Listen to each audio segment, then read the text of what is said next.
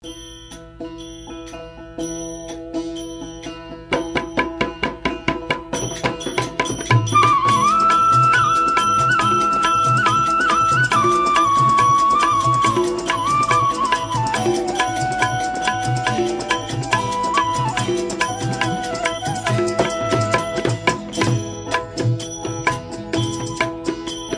तन का तो मोहन कीजे रे मानवा, एक दिन माटी में मिल जाए। तन का तो मोहन कीजे रे मानवा, एक दिन माटी में मिल जाए। संग जैसा रंग लगे खोटे कर्म ना हो जाए रे मनवा, एक दिन माटी में मिल जाए। तन का तो मोहन कीजे रे मानवा, एक दिन माटी में मिल जाए।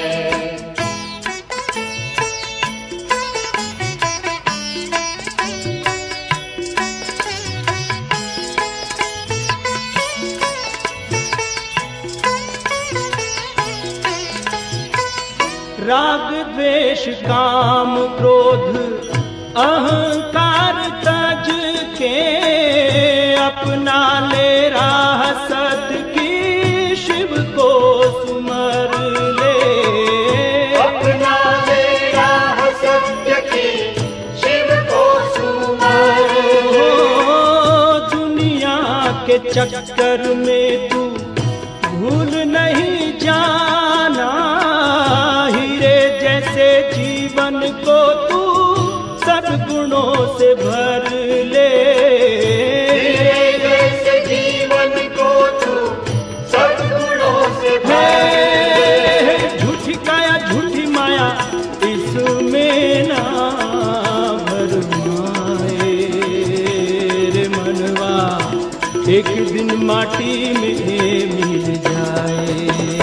तन का तो मोहन कीजे रे मानवा, एक दिन माटी में मिल जाए।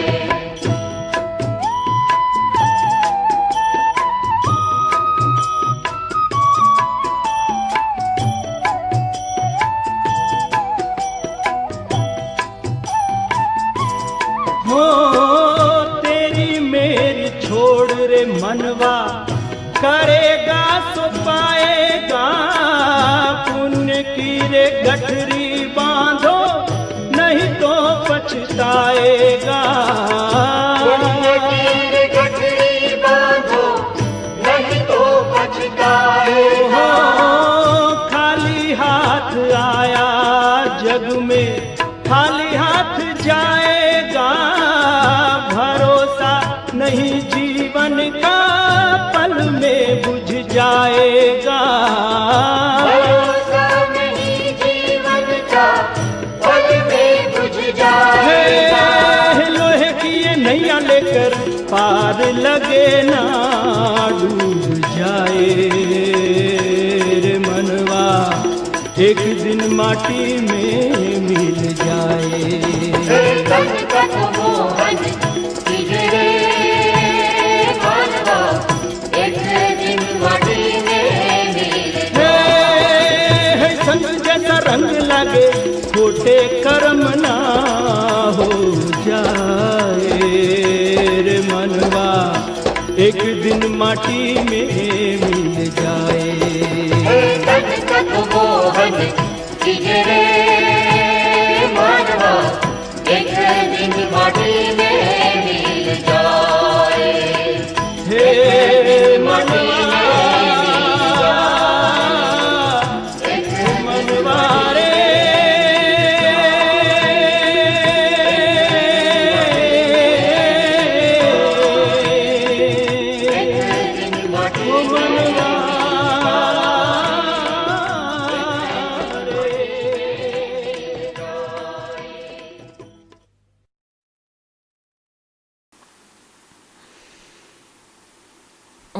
शांति।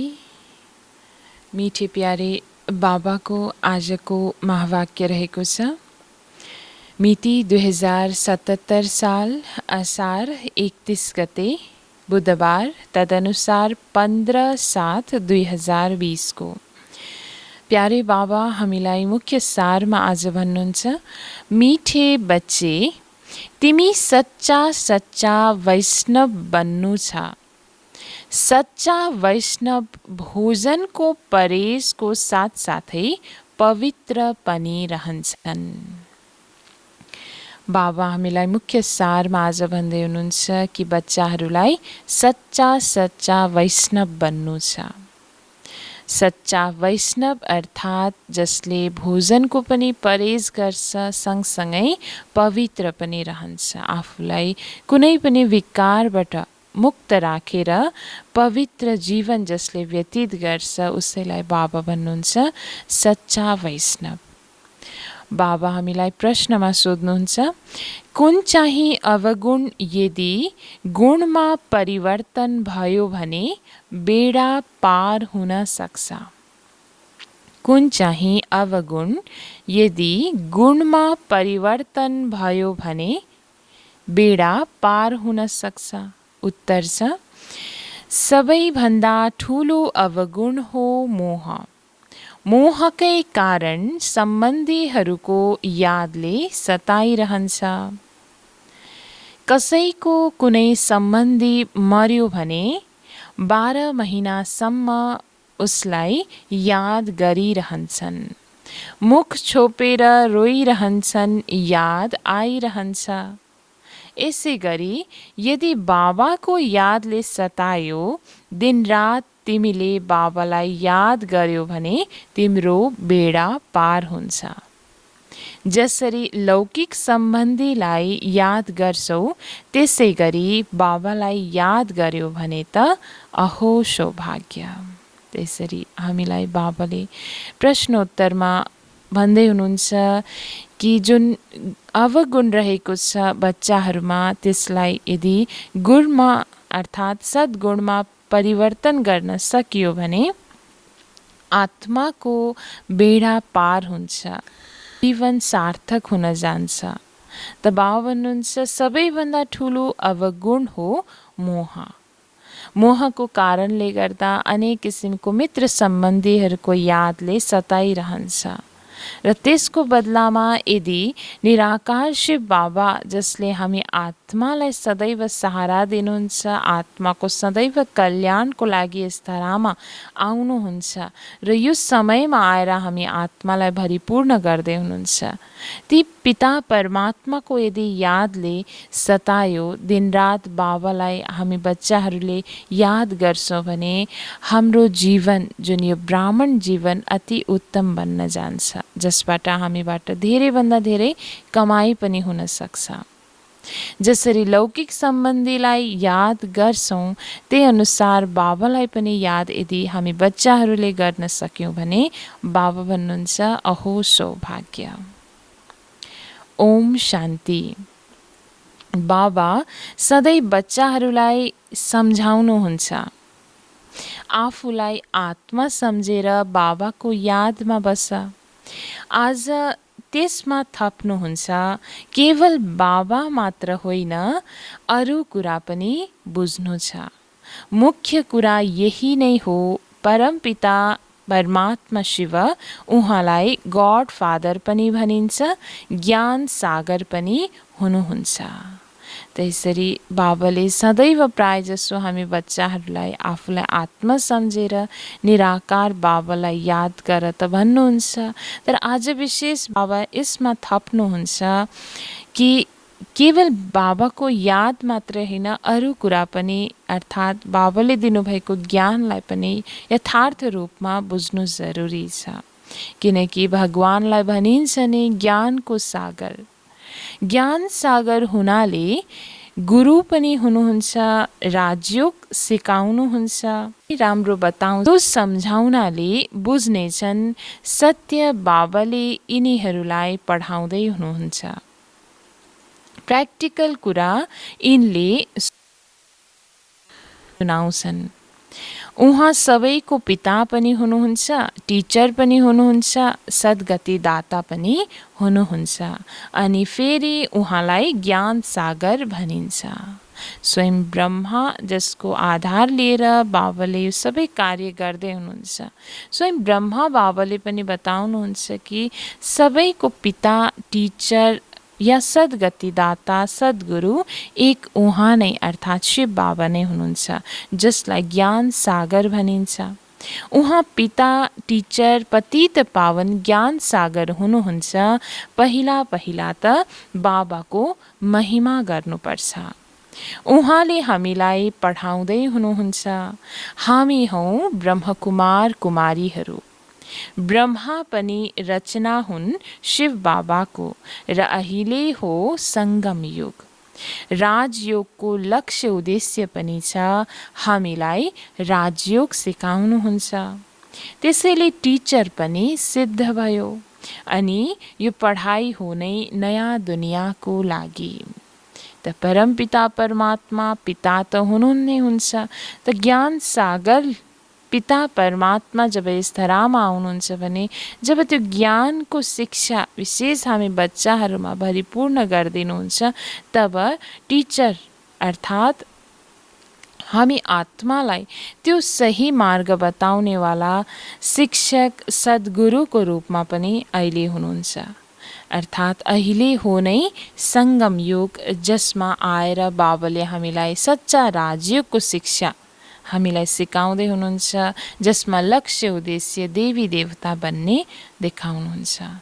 त बाबा भन्नुहुन्छ यस पढाइको मुख्य उद्देश्य नै हो देवी देवता बन्नु, जुन हामी नयाँ दुनियाँमा बन्नेछौँ। यहाँ बसेर यो निश्चय गर हामीले के सम्झाउनु छ, हामीले के सम्झाउनु छ, यो भित्र धारणा हुनुपर्छ। यो त जानेका छौँ, कसैलाई धारणा धेरै हुन्छ, कसैलाई कम। यहाँ पनि जो ज्ञानमा बढी तीक्ष्ण हुन्छन् उसैको नाम हुन्छ, पद पनि उच्च हुन्छ, परहेज पनि बाबाले बताउनुहुन्छ। त्यसरी जसरी हरेकलाई ज्ञानको चिन्तन मनन गर्न बाबा त भन्नुहुन्छ, श्रीमत दिनुहुन्छ, तर कसैको धारणा धेरै हुन्छ, कसैलाई कम हुन जान्छ भने, तर ज्ञानमा जो बढीभन्दा बढी तीक्ष्ण छ उसैको महिमा हुन्छ, नाम हुन्छ, उसैलाई पद पनि उच्च मिल्छ। साथसाथै बाबा हामीलाई परहेजको कुरा पनि बताउनुहुन्छ। तिमी पुरै वैष्णव बन्छौ। वैष्णव अर्थात् जो शाकाहारी हुन्छन्, मासु, रक्सी आदि खाँदैनन्, तर विकारमा त जान्छन्। बाँकी वैष्णव बन्यो त के भयो? वैष्णव कुलका कहलाउँछन्, अर्थात् प्याज आदि तमोगुणी चिजहरू खाँदैनन्। त लौकिक रूपमा हदको संसारमा अहिले हामी देख्ने गर्छौँ, जति पनि वैष्णव आफूलाई कहलाउँछन् भने भोजनको परहेज त अवश्य हुन्छ त्यहाँ, तर बेहद रूपमा जुन विकारको परहेज नभएको कारणले गर्दा बाबा बताउनुहुन्छ कि वैष्णव बन्यो त के भयो? तिमी बच्चाहरूलाई थाहा छ तमोगुणी चिजहरू के हुन्। कुनै असल मानिस पनि हुन्छन् जसलाई रिलिजियस माइन्डेड वा भक्त भनिन्छ। सन्यासीहरूलाई भनिन्छ पवित्र आत्मा, र जसले दान आदि गर्छन् उनीहरूलाई भनिन्छ पुण्य आत्मा। यसबाट पनि सिद्ध हुन्छ आत्माले नै दान पुण्य गर्छ, त्यसैले पुण्य आत्मा, पवित्र आत्मा भनिन्छ। आत्मा कुनै निर्लेप हुँदैन। यस्ता राम्रा राम्रा शब्द याद गर्नुपर्छ। त बाबाले हामीलाई ज्ञान दिने क्रममा यो पनि बताउनुहुन्छ कि जति पनि नाम रहन जान्छ, चाहे पुण्य आत्मा, चाहे पवित्र आत्मा, चाहे भनिन्छ पाप आत्मा, यो सबै आत्मासँग जोडिएको छ। अर्थात् हरेक कार्य जे पनि आत्माले गर्छ, नाम आत्माको नै रहन्छ। त्यसैले आत्मालाई कुनै निर्लेप भन्न सकिँदैन।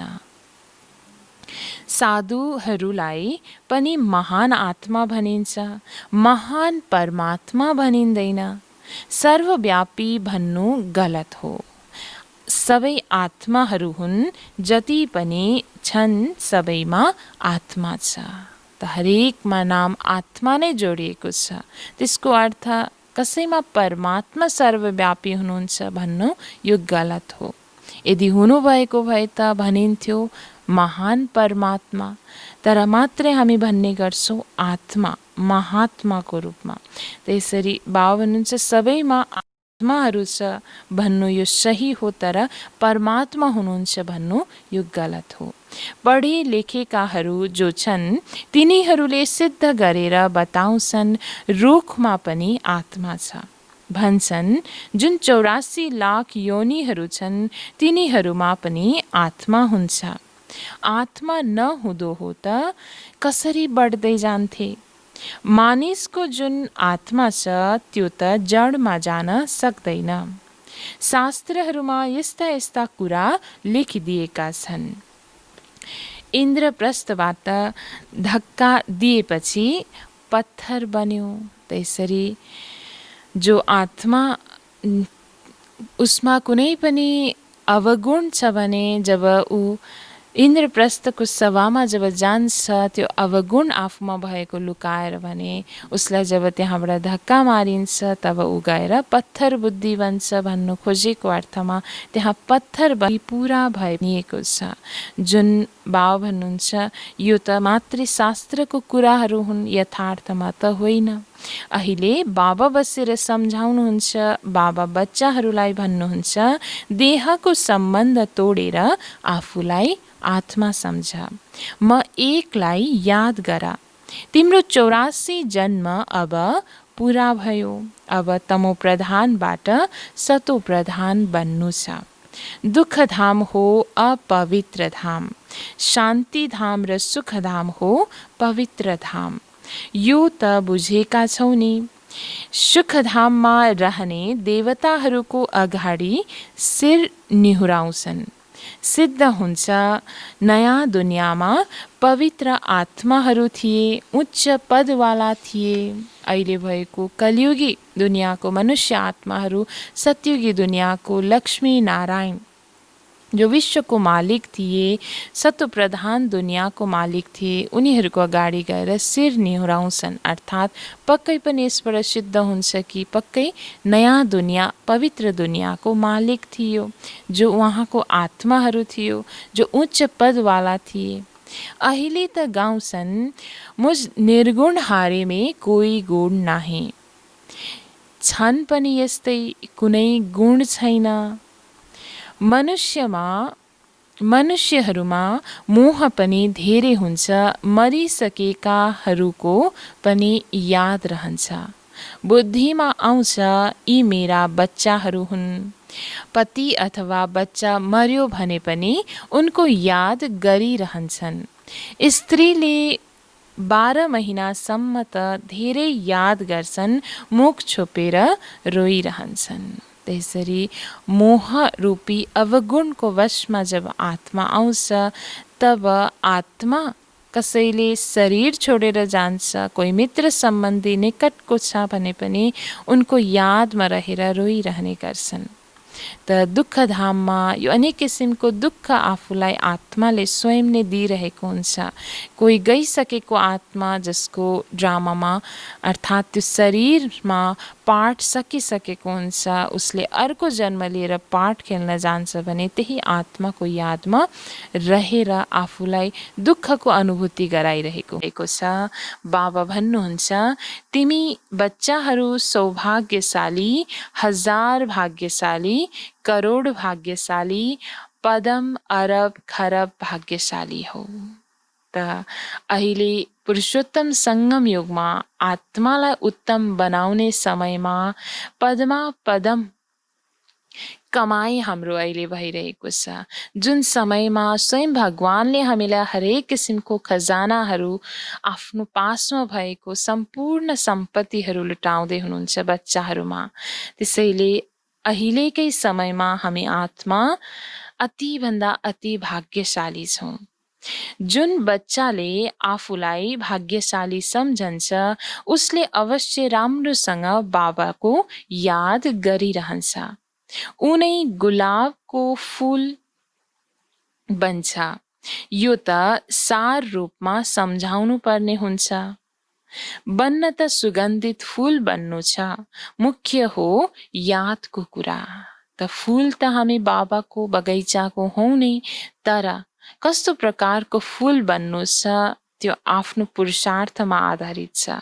त्यसैले बाबा भन्नुहुन्छ मुख्य हो नै यादको कुरा। यादको बलद्वारा जति आत्मालाई हामी पवित्र र सुगन्धित बनाउँछौँ त्यति नै सुन्दर हामी गुलाबको फूल बन्न सक्छौँ। सन्यासीहरूले योग शब्द भनिदिएका छन्। लौकिक पिताले यस्तो भन्दैनन् मलाई याद गर वा मलाई याद गर्छौ भनेर सोध्दैनन्। पितालाई बच्चालाई पिताको याद छँदैछ नि। यो त नियम हो, यहाँ सोध्नु पर्छ किनकि मायाले भुलाइदिन्छ। लौकिक सम्बन्ध जब बच्चा र पिताको हुन्छ त्यहाँ आवश्यक हुँदैन सोध्नको लागि पिताले बच्चाहरूलाई कि मलाई याद गर्छौ भनेर। तर यहाँ बेहद रूपमा मायाले अनेक किसिमको विघ्न ल्याउने गर्छ, देह अभिमानमा फसाउने गर्छ। त्यो कारणले गर्दा बाबा हामीलाई सधैँ सोध्ने गर्नुहुन्छ बच्चाहरू बाबाको यादमा रहन्छौ। यहाँ आउँछन्, सम्झन्छन् हामी बाबाको पासमा जाँदैछौँ, त्यसैले बाबाको याद रहनुपर्छ। बाबाले चित्र पनि बनाउनु भएको छ, त्यो पनि साथैमा होस्। पहिला पहिला सदा बाबाको महिमा भन्न सुरु गर। यहाँ हाम्रो बाबा हुनुहुन्छ, त्यसो त सबैको बाबा हुनुहुन्छ। सबैका सद्गति दाता, ज्ञानका सागर, नलेजफुल हुनुहुन्छ। त बाबाको याद गर्नको लागि मुख्य कुरा यो पनि हामीले ध्यान दिनु छ कि बाबाको महिमा के हो। बाबा यस धरामा आएर के कर्तव्य आफ्नो निभाउनुहुन्छ बच्चाहरूको लागि। जति यो सबै महिमाहरूलाई हामी याद गर्छौँ त्यति बाबाको यादमा बल पुग्न जान्छ। त्यसैले बाबा बताउनुहुन्छ कि महिमालाई पनि याद गर्नु अति आवश्यक छ। बाबाले हामीलाई सृष्टि चक्रको आदि मध्य अन्त्यको ज्ञान दिनुहुन्छ, जसबाट हामी त्रिकालदर्शी बन्छौँ। यस सृष्टिमा कुनै मनुष्य त्रिकालदर्शी हुन सक्दैन। बाबा भन्नुहुन्छ यी लक्ष्मी नारायण पनि त्रिकालदर्शी होइनन्। त्रिकालदर्शी बनेर यिनले के नै गर्छन् र तिमी बन्छौ र बनाउँछौ। त त्रिकालदर्शी बन्ने समय अहिलेको यो सङ्गम युगमा हो।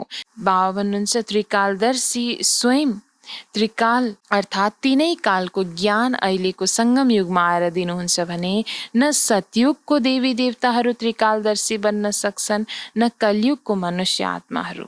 त हामी अर्थात् ब्राह्मण आत्माहरू नै त्रिकालदर्शी बन्छौँ र अरूलाई बनाउँछौँ।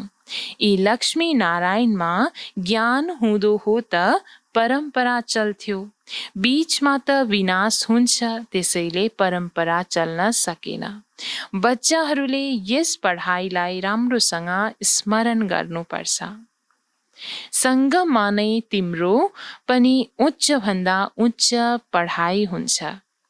तिमीले याद गर्दैनौ, देह अभिमानमा आउँछौ, मायाले थप्पड मारिदिन्छ। उच्चभन्दा उच्च कमाई गर्ने समय यो सङ्गम युग त हो, तर यदि बच्चाहरूले बाबाको यादमा रहँदैनन्, यदि देहाभिमानमा आउन जान्छन् भने त्यो भुलको कारणले गर्दा मायाले थप्पड हानिदिन्छ। 16 कला सम्पूर्ण बन्यो भने विनाशको पनि तयारी हुन्छ।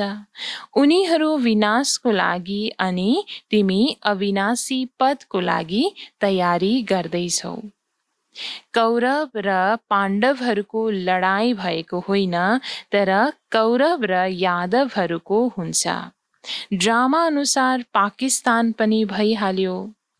त्यो पनि तब सुरु भयो जब तिम्रो जन्म भयो। त यज्ञको स्थापना जब बाबाले यस धरामा आएर गर्नुभयो, त्यस पश्चात भारत र पाकिस्तानको पनि विभाजन हुन पुग्यो। त यो पनि ड्रामामा पार्ट छ, बाबा भन्नुहुन्छ। अब बाबा आउनुभएको छ भने सबै यथार्थमा हुनुपर्छ नि। यहाँको लागि नै भनिन्छ रगतको नदी बग्छ अनि फेरि घिउको नदी बग्छ। अहिले पनि हेर लडी नै रहन्छन्, फलाना सहर देऊ नत्र लडाई गर्छौं, यहाँबाट नजाऊ, यो हाम्रो मार्ग हो। त्यसरी हदको भूमिको लागि, धरतीको लागि अनेक किसिमको लडाई आपसमा चलि नै रहेको छ। यो पनि विनाशको एउटा सुरुवातको जुन इशारा हो बाबा बताउनुहुन्छ। जब यथार्थ रूपमा भगवान आउनु भएको छ विनाश हुनुभन्दा अगाडि भने प्र्याक्टिकल रूपमा त्यो हुनु पनि छ। अब उसले के गरोस्, स्टिमर कसरी जान्छ, फेरि सल्लाह गर्छन्, अवश्य राय लिन्छन्, मद्दतको आशा मिल्छ। उनीहरूले आपसमै खत्तम गरिदिन्छन्। यहाँ फेरि गृह युद्ध ड्रामामा निश्चित छ। अहिले बाबा भन्नुहुन्छ, मिठे बच्चे धेरै समझदार बना। यहाँबाट बाहिर आफ्नो घरमा गएपछि फेरि नभुल, यहाँ तिमी कमाई जम्मा गर्न आउँछौ। साना साना बच्चाहरूलाई लिएर आयो भने तिनीहरूको बन्धनमा बाँधिएर रहनुपर्छ। यहाँ त ज्ञान सागरको किनारामा आउँछौ, जति धेरै कमाई गर्छौ त्यति नै राम्रो। यसैमा लाग्नुपर्छ। तिमी आउँछौ नै अविनाशी ज्ञान रत्नहरूले झोली भर्न। त बाबा ज्ञान सागरको किनारमा जब हामी आएको छौँ भने पक्कै पनि आफूलाई त्यो सबै ज्ञान रत्नहरूले भरिपूर्ण गर्न। तर यसमा कोही पनि बन्धन दिलाउनेवाला व्यक्ति, वस्तु, वैभवको त्यो आकर्षण हुनु भएन। किनकि त्यही बन्धनमा यदि बाँधिन पुग्छौँ भने बाबाले दिनुभएको ज्ञान रत्नको त्यो खजानाको अनुभूति गर्न सकिँदैन। गायन पनि गर्छन् नि, भोलानाथ भरिदेऊ झोली। भक्तले त शङ्करको अगाडि गएर भन्छन् झोली भरिदेऊ। उनीहरूले फेरि शिव र शङ्करलाई एउटै सम्झन्छन्। शिव शङ्कर महादेव भनिदिन्छन्, त्यसैले महादेव ठुलो हुने भए। यस्ता साना साना कुरालाई धेरै बुझ्नु पर्ने हुन्छ। त्यसरी देवको पनि देव महादेव भनेर त निराकार शिव बाबालाई भन्नुपर्ने हो। तर शिव र शङ्करलाई एकै साथ मिलाइदिनको कारणले गर्दा, एकै सम्झिनुको कारणले गर्दा फेरि महादेव भनेर शङ्करलाई त्यो नाम दिन गयो। एकातिर महेश्वर भनिन्छ, सम्पूर्ण आत्माहरूको ईश्वर भनेर फेरि शङ्करलाई भनिन्छ। त त्यो भयो भक्तिको कुरा भने बाबाले अहिले हामीलाई ज्ञानमा बताउनु भएको छ कि शिव र शङ्करमा त ठुलो अन्तर रहेको छ। त एकातिर शिव हुनुहुन्छ पिता, अर्कोतिर शङ्कर हुनुहुन्छ उहाँको पुत्र। त्यसैले यो अन्तरलाई बुझ्नुपर्ने अति आवश्यकता छ।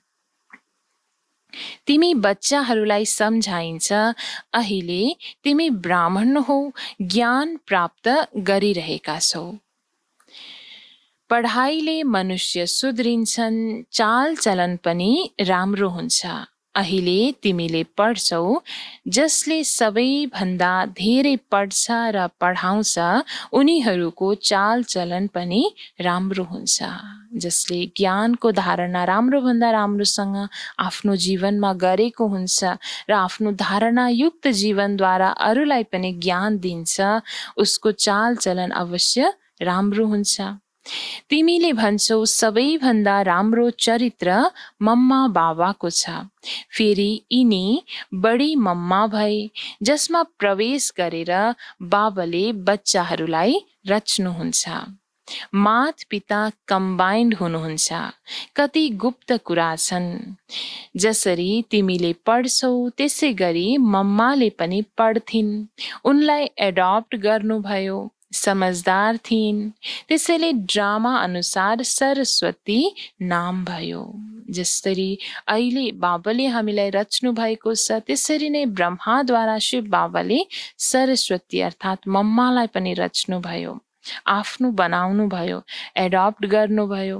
त जति समझदार मम्मा हुनुहुन्थ्यो त्यो अनुसार नाम रहन गयो ज्ञानको देवी सरस्वतीको रूपमा।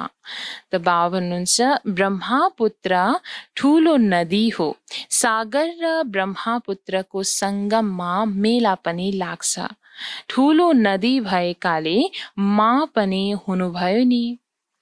तिमी प्यारा बच्चाहरूलाई कति माथि उठाउनुहुन्छ। बाबाले तिमी बच्चाहरूलाई नै हेर्नुहुन्छ। उहाँले त कसैको याद गर्नु पर्दैन।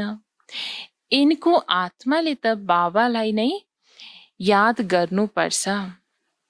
त्यसरी स्वयं ब्रह्मा बाबाले पनि बच्चाहरूको ध्यान दिँदै एक बाबाको यादमा रहनुहुन्छ। त्यो सँगमा रहेर मैले पनि यसरी नै हेर्छु। बाबाको साथै रहन्छु नि, उहाँको बच्चा हुँ, त्यसैले साथमै रहेर हेर्छु।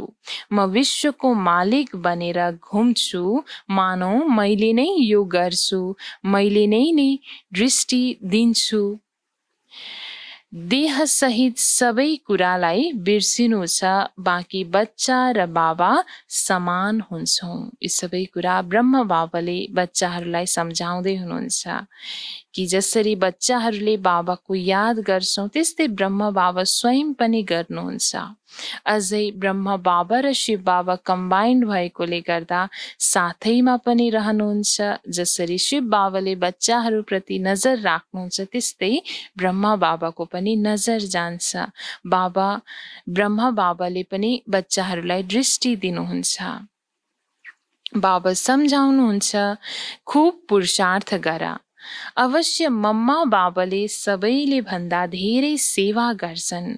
घरमा पनि मात पिताले नै धेरै सेवा गर्छन् नि। सेवा गर्नेले अवश्य पद पनि उच्च नै पाउँछन्। त्यसैले फेरि अनुसरण गर्नुपर्छ नि। जसरी बाबाले अपकारीहरूमाथि पनि उपकार गर्नुहुन्छ त्यसै गरी तिमीले पनि बाबालाई अनुसरण गर। यसको पनि अर्थ बुझ्नु छ। बाबा भन्नुहुन्छ, मलाई याद गर, अरू कसैको कुरा पनि नसुन। कसैले केही भनोस् सुनेको नसुने गरिदेऊ। तिमी मुस्कुराइरह्यौ भने ऊ आफै ठन्डा हुन्छ। त्यसरी व्यवहारमा आउने क्रममा, संस्कारको टकरावको क्रममा कुनै न कुनै भनाभैरी चल्न जान्छ। त त्यो समयमा जब कसैले केही पनि नराम्रो वचन बोल्न जान्छ, कसैले केही सुनाउँछ भने पनि बाबा बताउनुहुन्छ, तिमीले सुनेको नसुने झै गरिदेऊ। त्यसलाई सही रूपमा आफूमा धारण गर र यदि मुस्कुराइरह्यो भने ऊ आफै पनि ठन्डा हुन जान्छ, ऊ आफै शीतल बन्न जान्छ। जब हामी शान्त स्वरूप अवस्थामा रहेर शान्तिको शक्तिको दान उसलाई पनि दिन्छौँ, त्यो आत्मालाई पनि दिन्छौँ जसमा विकार भरिपूर्ण भएर आत्मा एकदम क्रोधित भइरहेको छ भने पनि ऊ पनि शीतल हुन जान्छ। बाबाले भन्नुभएको थियो, कोही रिसाउँछ भने तिमीले उसलाई फूल चढाऊ। भन, तिमीले अपकार गर्छौ, मैले उपकार गर्छु। बाबा स्वयं भन्नुहुन्छ, सारा दुनियाँका मनुष्यले मेरो अपकार गर्छन्। सर्वव्यापी भनेर मलाई कति गाली गर्छन्, म त सबैको उपकारी हुँ। तिमी बच्चाहरू पनि सबैको उपकार गर्नेवाला हो। त पत्थरबाट सुन्दर मूर्ति बन्ने क्रममा अनेक किसिमको कुराहरू सहनु अवश्य छ। र त्यो क्रममा बाबा पनि बताउनुहुन्छ, जसरी म अपकारीहरूप्रति पनि उपकारको भावना राख्छु, उपकारी हुँ, सबैको लागि सदा कल्याणकारी हुँ, त्यस्तै बाबा समान तिमी बच्चाहरू पनि सबैको उपकार गर्नेवाला हो। तिमीले विचार गर, हामी के थियौं, अब के बन्दैछौँ? विश्वको मालिक बन्दैछौँ। यस्तो विचार त कल्पनामा पनि थिएन। धेरैलाई घरैमा पनि साक्षात्कार भएको छ, तर साक्षात्कारले के हुन्छन् र? विस्तारै विस्तारै वृक्ष ठुलो हुँदै जान्छ। यो नयाँ दैवी कल्प वृक्षको स्थापना भइरहेको छ नि। बच्चाहरूले जानेका छन्, हाम्रो दैवी फूलहरूको बगैँचा बनिरहेको छ। अब नयाँ दुनियाँ स्वर्गको स्थापना अहिलेको समयमा भइरहेको छ, जहाँ हरेक कुरा अब विस्तारै विस्तारै परिवर्तन हुनु जरुरी छ। त यो ज्ञान हामी बच्चाहरूलाई नै छ। सत्ययुगमा देवताहरू नै रहन्छन्, जुन अब फेरि आउनु छ। चक्र घुमिरहन्छ। 84 जन्म पनि उनीहरूले नै लिन्छन्। अरू आत्माहरू फेरि कहाँबाट आउँछन्? ड्रामा अनुसार जति पनि आत्माहरू छन्, कोही पनि पाठमा आउनबाट छुट्न सक्दैन। यो चक्र घुमि नै रहन्छ। आत्माहरू कहिल्यै घट्दैनन्, साना ठुला हुँदैनन्। त एक किसिमले आत्मा जो परमधामबाट आफ्नो पाठ निभाउनको लागि, आफ्नो पाठ खेल्नको लागि यस धरामा अवश्य आउनु नै छ। कोही पनि त्यो पाठबाट, आफ्नो जति पनि खेलबाट छुट्न सक्दैन। न कुनै आत्माहरू यस धरामा कहिल्यै घट्छ। दबाव भन्नुहुन्छ, न आत्माको त्यो रूप सानो ठुलो हुन जान्छ। बाबा बसेर सम्झाउनुहुन्छ, भन्नुहुन्छ, प्यारा बच्चाहरू सुखदायी बना। आमाले भन्छन् नि, आपसमा लडाई झगडा नगर। बेहदका बाबाले पनि बच्चाहरूलाई भन्नुहुन्छ, यादको यात्रा धेरै सजिलो छ। अरू यात्रा त जन्म जन्मान्तरदेखि गर्दै आएका छौ, फेरि पनि सिडी तलतिर उत्रिँदै पाप आत्मा बन्दै जान्छौ। बाबा भन्नुहुन्छ, यो हो रुहानी यात्रा। तिमीलाई यस मृत्युलोकमा फर्कनु छैन। त्यस यात्राबाट त फर्केर आउँछन्, फेरि जस्ताको त्यस्तै बन्छन्। तिमीलाई त थाहा छ, हामी स्वर्गमा जान्छौँ। स्वर्ग थियो, फेरि हुन्छ। यो चक्र घुम्नु नै छ। त यसरी बाबाले हामीलाई अहिले बेहदको रुहानी यात्रा सिकाउँदै हुनुहुन्छ, जसबाट हामी आफ्नो घर परमधाम जान्छौँ। र त्यस घरमा पुगिसकेपछि फेरि यो पतित दुनियाँमा हामी आउनु पर्दैन। हाम्रो लागि नयाँ दुनियाँको स्थापना भइसकेको हुन्छ। दुनियाँको हदको तीर्थयात्रा आदिमा जाने क्रममा त आफ्नो यात्रा सकिसके पश्चात फेरि पनि आफ्नो घर फर्केर आउँछन्। अवस्था जस्ताको त्यस्तै रहन्छ। तर यहाँ हामीलाई बाबाले ज्ञान दिनुभएको छ कि अब हामी जान्छौँ त अब आफ्नो स्वर्ग नयाँ दुनियाँमा, आफ्नो घर हुँदै। दुनियाँ त एउटै छ, बाँकी तारा आदिमा कुनै दुनियाँ छैन। माथि गएर हेर्नको लागि कति कोसिस गरिरहन्छन्।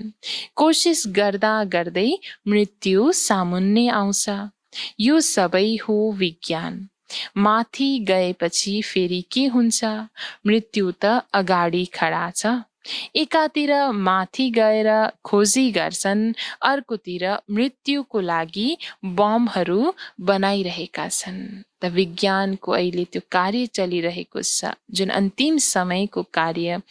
एकातिर माथिभन्दा माथि अन्तरिक्षको माध्यमद्वारा जाने गर्छन्, गएर अनेक खोजीहरू गरिरहेका छन् भने फेरि अर्कोतिर मृत्युको लागि अनेक किसिमको त्यो साधनहरू तयार गरिरहेका छन् महाविनाशको लागि।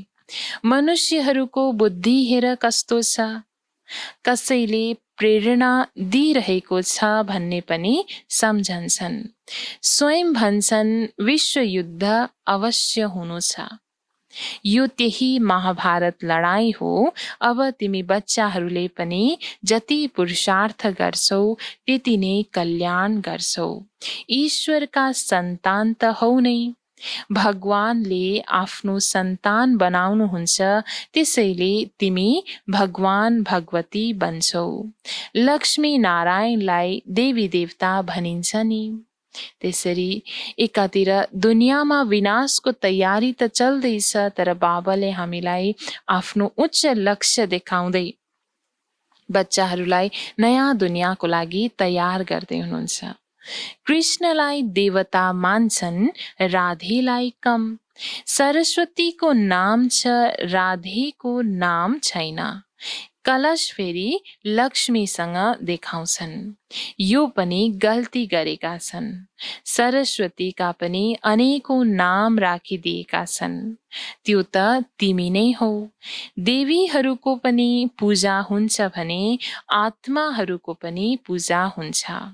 बाबाले बच्चाहरूलाई हरेक कुरा सम्झाउनुहुन्छ।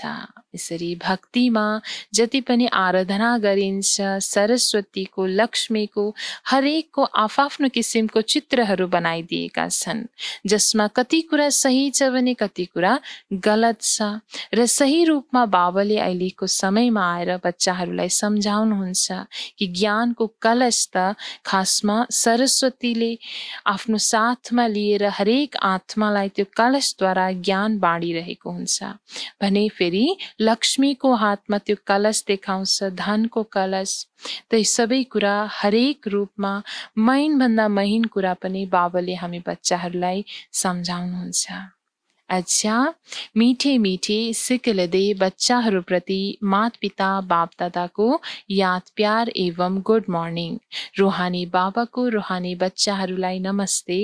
हामी रूहानी बच्चाहरूको रूहानी बाबालाई गुड मर्निङ, नमस्ते बाबा, नमस्ते।